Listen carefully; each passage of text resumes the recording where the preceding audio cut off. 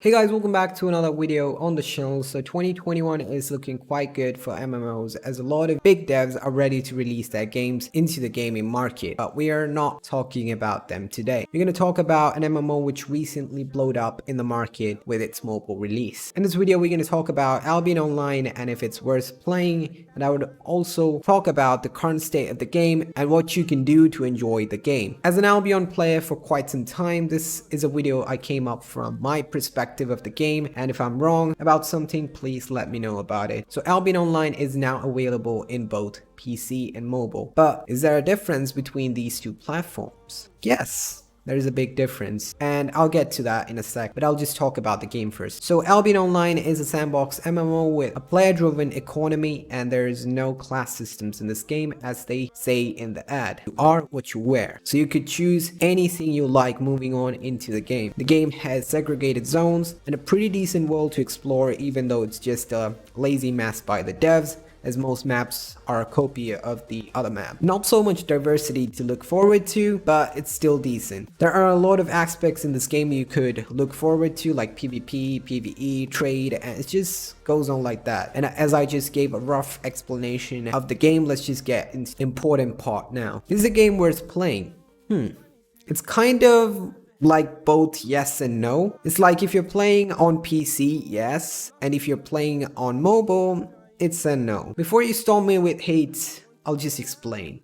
So the devs of this game, SBI, are not basically good devs, as they have no clue on how to run a game, or they are just intentionally making it like that. I don't know, but all I could say is the devs are bad. So the game had a mobile version even before its release on both Play Store and App Store, and they just released it on both platforms. The game was nowhere ready or nowhere stable, had a lot of bugs, and the game crashes most of the time on mobile, and they still released it to get the hype and money. But the game was not meant for mobile. If you disagree with me, just try doing a full-scale CTA, and if you could do it without any phone lagging or crashing, I would take back everything I just said. But me myself, I only use the mobile version to do some passive stuff and to make some alts for referral skins, and on top of that, they haven't optimized the server enough to handle this much players, making it lag and crash most of the time. So if you are looking for a stable MMO, well, Albion Online is currently not what you're looking for, but it could get fixed in the future when there's a population decrease, or if they actually fix the server and add the ping issues for the majority of a population to this.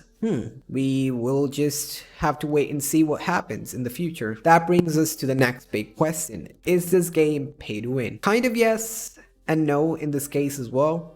To be honest, you need some skills to progress in this game, but there are certain aspects like open world fights where your gear and item power matters. That's where you could swipe your card. You could be thinking that, what about fame or experience? Like, well, that's where an item called Tome of Insight comes in. You could buy this item from the market for a certain amount of in-game silver, even though it doesn't add fame to your stats, it does spec up your armor and weapons, so it does affect the things that matter. But don't get me wrong, you could progress in the game without even spending a penny in this game, and is still one of the best free-to-play MMOs out there. Well, what about the current state of the game? So the game has two main continents, the Royals and the Black Zone. I forgot what it was called, but so you would start in the Royals as a new player, and you are free to do whatever you want in this game. So once you get a good understanding of the game, you could move into the Black Zone. So this is where it either makes you or breaks you according to your decisions, as it's full load PvP here, but way better rewards. So the Black Zone is currently controlled by superpower alliances, namely Squad, Blue Army, and PoE CAR, who are even supported by the devs. As I told you, the devs are shit. But we don't know what will happen in the future, as there are wars going on every now and then. So if you're a new player and want to make a guild with your friends and move on into the Black Zone, well, it's impossible right now, unless you have some connections with big alliances in the Black Zones, which is highly unlikely, or move to a safe spot in the Black Zone called Rests, where you could possibly die instantly because of the amount of people waiting to kill you outside. Or you could rent a spot from major alliances, which would cost you millions per day, per week, or per month. If you want to get a good experience from the game, you would need to move to the Black Zone. But the Royals is also good. There's a lot of content like you could look forward to in the Royals, and there's something called the Roads of Avalon, which you could totally check out. Like, it's super great, and there's a lot of content that you could do. And that puts us in our last question.